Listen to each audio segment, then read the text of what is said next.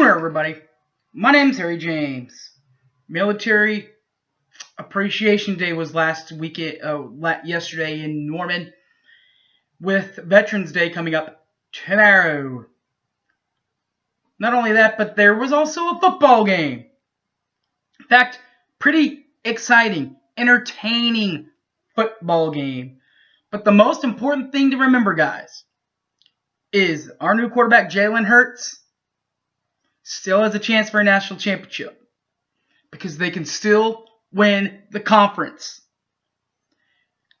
His old team at Alabama can't even win their division. Just saying. But you know what? We're lucky that we can still win this conference, because the Sooners escaped 42-41 against the Cyclones of Iowa State in Norman. Iowa State came ready again. Luckily, though, Oklahoma was ready too. Find out how ready they really were coming up next. Boomer Sooner 1982. Don't go away.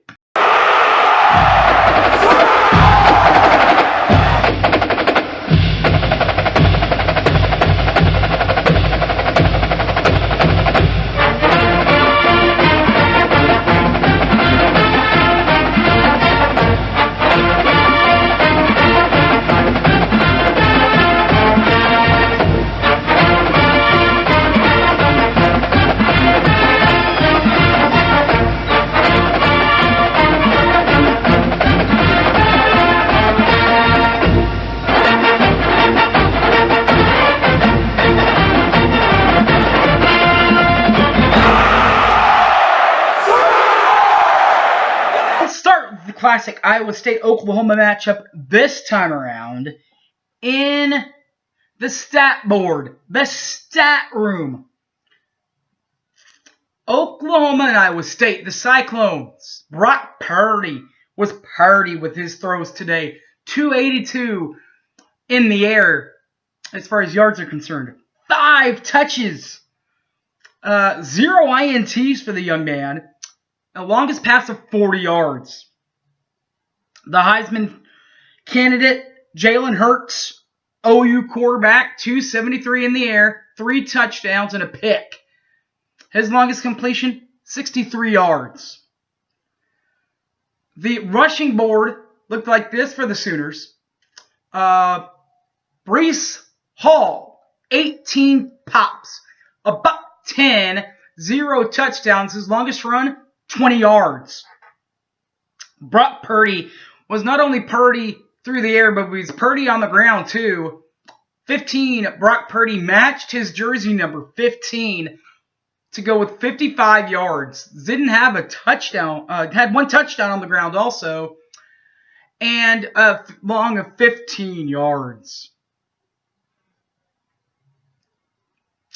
All right, receiving, running for game for Oklahoma. Sorry about that. The running game for Oklahoma, Kennedy Brooks, 15 pops, $132 and a touchdown for Brooks. His longest run, 48 yards. Jalen Hurts, the quarterback, 22 keepers, 68 yards and 2 touches. Longest run, 13 yards. Now to the receiving corps for both teams. Tyreek Middleton for Iowa State, along with LaMichael Petawol. We'll start with Tyreek Middleton, 2 catches, 67 yards and a touch. His longest completion, 40 yards. This was his longest reception. LaMichael Petawol, also with 2 catches, 46 yards and 0 touches. His longest completion, 24 yards, was his longest catch. Oklahoma, on the other hand. Let's see. Number 2, CeeDee Lamb. 8 catches, $167 and 2 touchdowns. His longest completion was the 63-yarder. Jeremiah Hall also led the team in catches. He led them with 3. 21 yards receiving, 0 touches, and a long of 10 yards. Defensively, for the Cyclones of Iowa State, Number 42, LaMichael Spears, the linebacker, 10 tackles, 0 forced fumbles, 0 fumbles recovered, and 0 picks. Also, the defensive back, Braxton Lewis, 8 tackles, 0 forced fumbles, 0 picks, and 0 fumbles recovered. Defensively, for Oklahoma, take a look at the defensive stats for Oklahoma. DTY, Darian Turner-Yell, the safety, and the linebacker, Deshaun White. Both played well for the Sooners defensively. 9 tackles for DTY, 0 forced fumbles, 0 fumbles recovered, 0 picks for the safety. 9 tackles also for number 23, Deshaun White. 0 forced fumbles, 0 fumbles recovered, 0 picks. The punting game. Big part of the game the other night, tonight. Cyclones, Sooners about the same punting average of 5 punts for Joe Rivera and 4 for Reeves Munshow. Number 7, Joe Rivera for Iowa State.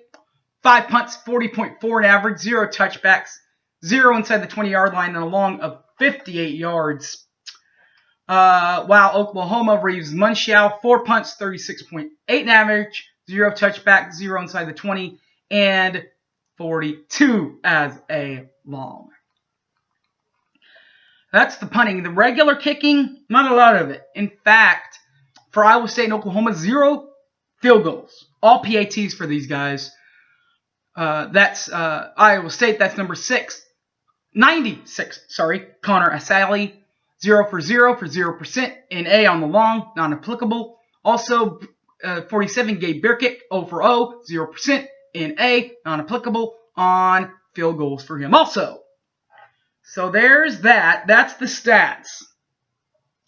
Let's get to the exciting part and how we got to a 42-41 final. And guys, it all started early for the Sooners. In fact, on the first drive, Oklahoma scored early. Jalen Hurts, 48-yard touchdown pass to CeeDee Lamb with 13:42 left. It is 7-0 Oklahoma. And that's not all, folks. With 9:28 left, the Sooners answer their own touchdown with another one. An 8-yard run, 14-0 Sooners, 9:28. And it looks like Oklahoma is going to finally get to do what they should have done all these years against this new Iowa State team and blow the doors off of them. But you know what? It didn't happen because here comes the Purdy man, Brock Purdy. Number 15, Brock Purdy, 40-yard touchdown pass to number 1, Tyreek Middleton, 14-7 with 4:21 left. It is in the first quarter, that is. It is 14-7 Oklahoma. To the second quarter we go. That is where we'll find Jalen Hurts and Trajan Bridges hooking up for the first time this season. The safety, Trajan Bridges, puts on his wide receiver jersey and helps push the lead back to 14 with a 7-yard touchdown pass from Jalen Hurts. 21-7 Sooners, 14-18 second quarter. Then with 8:14 left, Sooners answer again answer their touchdown with their own touchdown. 63 yards from Jalen Hurts to CeeDee Lamb, 28-7 with 8:14 left. Boomer Sooner. Again, it looks like we're going to try to knock the doors off of these guys. But you know what? Just like last time, and Brock Purdy didn't want to let that happen. He finds Dylan Schroeder from 23 yards out with 6 minutes left to make it a 2-score game, 28-14. But good guys are still up on top with the Sooners. Jalen Hurts answers with a selfie of his own from 2 yards out, 35-14, with 3 seconds left in the half. Guns go off. Halftime, OU 35, Iowa State 14. But here comes the Purdy man. Right out the gate, right after the kickoff in the third quarter, for halftime, Iowa State receives And Brock Purdy runs in his own touchdown from 4 yards out, 35-21 with 10:22 left. OU is in trouble. Iowa State back in this ball game. That is until Kennedy Brooks gets to answer 48-yard touchdown run of his own, 42-21 with 3:47 left in the third quarter. Final play, scoring play of the third quarter.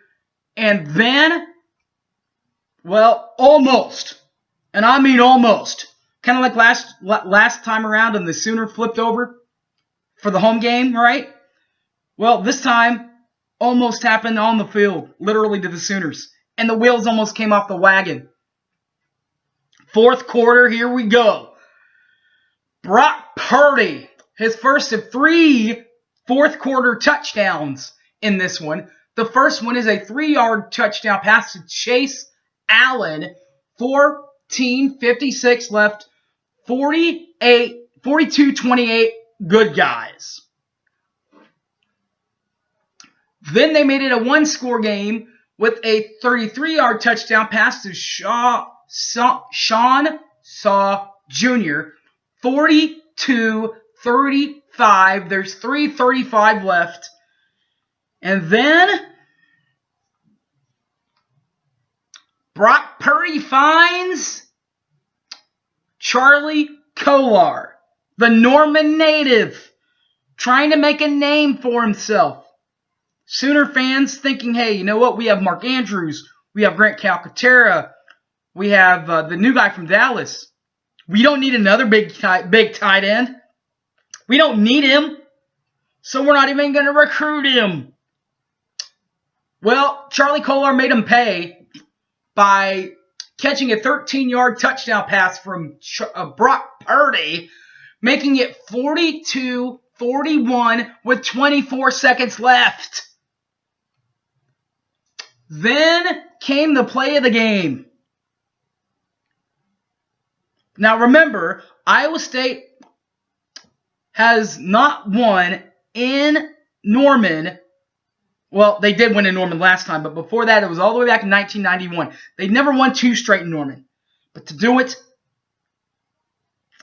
they would have to grab the 2-point conversion because they would go for 2 instead of 1, and it's knocked away. And really, it's intercepted, but it doesn't count as one by the Motley crew, Parnell Motley. Onside kick comes. CeeDee Lamb catches the onside kick, and that's your Bower Slammer, as the announcer Keith Jackson would say. Sooners win 42-41 in Norman. Riley's right call of the game was it was that they needed 7 instead of 3, and with 3 seconds left, they went for the touchdown instead of the field goal in the second half with 3 seconds left. Jalen Hurts sneaks it in there with the powerful run. Just like that was kind of the game sealer. The game clincher was the 2-point conversion. I'm going to call it an interception. I think it was intercepted by Parnell Motley. Of course, they didn't want to try to return it. Knocked away, intercepted, doesn't matter. That's who got the call for the Paul. That's who got the call, and he made the right play.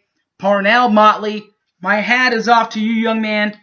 Sooners stay with 1 loss, and that's have to pay a huge game in Waco. In fact, it's so huge, guys, that Game Day even announced that they were going to be in Waco before this game was over. And let me tell you, that would have been, you get a 2-loss Oklahoma team in there, ugh.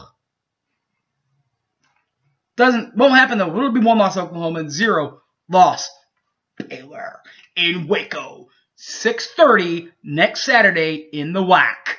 Alright guys, thanks for watching. You can catch this in all my videos. YouTube, Boomer Sooner 1982. There you can find it there.